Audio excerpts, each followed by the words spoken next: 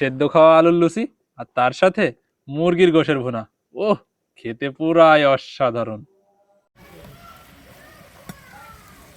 আজকে আমি ইফতারিতে বানাবো সেদ্ধ খাওয়া আলুর লুচি আর তার সাথে মুরগির গোস্তর ভুনা। প্রথমে আলুগুনা সেদ্ধ করতে দিলাম। আলু সেদ্ধ হয়ে গেছে, এবার নামিয়ে নিয়েছে।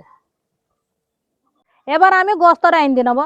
তো গোস্তটা আনবো আমি হাত ঘষে, সব রকমের মশলাপাতি দিই।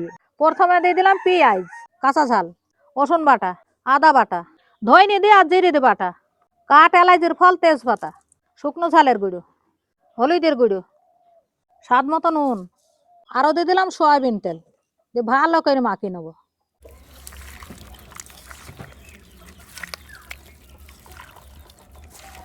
মাখি নেওয়া হয়ে গেছে। এবার মশলা বাটা পাটা ধোয়া পানি দিয়ে দিলাম একটু।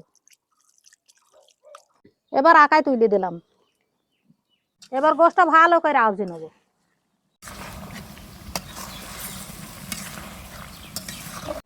এবার গোস্তটা হইতে হইতে আলুগুনা বেনে নিছে।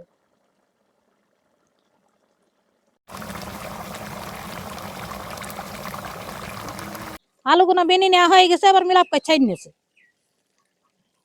আলু মিলাপ করে ছানা হয়ে গেছে। এবার চারটে দিয়ে দিলাম গমের আটা। এবার দিয়ে দিলাম একটু নুন। এবার সব কিছু আবার একসাথে ছাইনি নিয়েছে।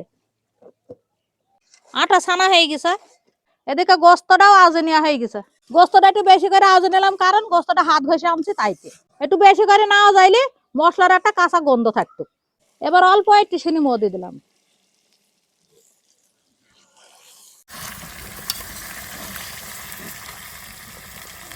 এবার গোস্তটা আস্তে আস্তে হোক, আমি নুচি গড়ি নেবো।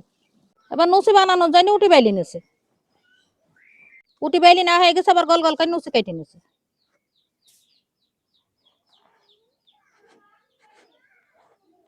এবার এইভাবে গোল গোল করে সব নুচি গুনায় কেটে নেবো। গোস্ত আন্দা হয়ে গেছে। আবার ভাজা মশলা গুঁড়ি ছুটি দিয়ে নামিয়ে নিছে।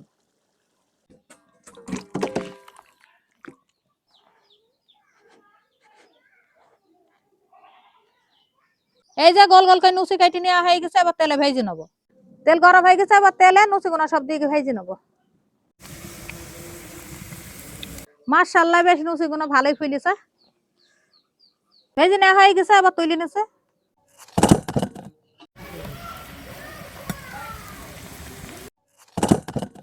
নুচি ভাজা হয়ে গেছে।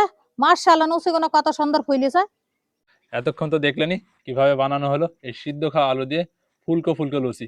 আর লুচিগুলো যেহেতু আলু দিয়ে তৈরি, লুচিগুলো কিন্তু একদম মানে সফট নরম। আর এই হচ্ছে মুরগির গোশের ভুনা। আর এই মুরগির গোশের যে রেসিপিটা দেখছেন, এটা কিন্তু আমার নানির একটা রেসিপি। মানে আমার মা বলে আমার নানি নাকি এইভাবে রান্না করতো। মুরগির গোশ কিংবা মাছ সবকিছুই হাত ঘষে রান্না করতো। আর খেয়েটি এরকম ভাবে রান্না করলে কিন্তু দুর্দান্ত লাগে। এবার খেয়েও দেখা যাক এই লুচি দিয়ে গোশের ভুনাটা কেমন লাগে। এবার একটা লুচি নিই, এই যে আস্ত একটা গোশের টুকরো উঠে নেব। এবার বিসমিল্লাহ বলে মুখে দেওয়া যাক। বিসমিল্লাহ।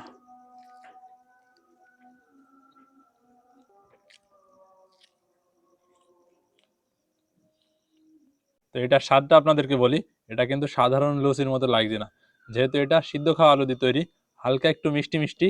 আর মিষ্টির সাথে এই যে মাংসের ঝোলের একটু মানে ঝাল, তো ঝাল মিষ্টি স্বাদ একটা, যার কারণে মানে স্বাদটা যেন দ্বিগুণ হয়ে গেছে বা একটা ব্যতিক্রমিক স্বাদ। খেতে কিন্তু দারুণ লাগে এভাবে রান্না করলে। আপনারা এভাবে একবার ট্রাই করতে পারেন, আশা করি বেশ ভালোই লাগবে। তো ভিডিওটা বড়ই হয়ে যাচ্ছি, ভিডিওটা এখানে শেষ করে দেবো। সবার সাথে দেখা হবে নতুন কোনো ভিডিওতে। ততক্ষণ সবাই সুস্থ থাকবেন, ভালো থাকবেন। সবাইকে জানাই আল্লাহ হাফিজ।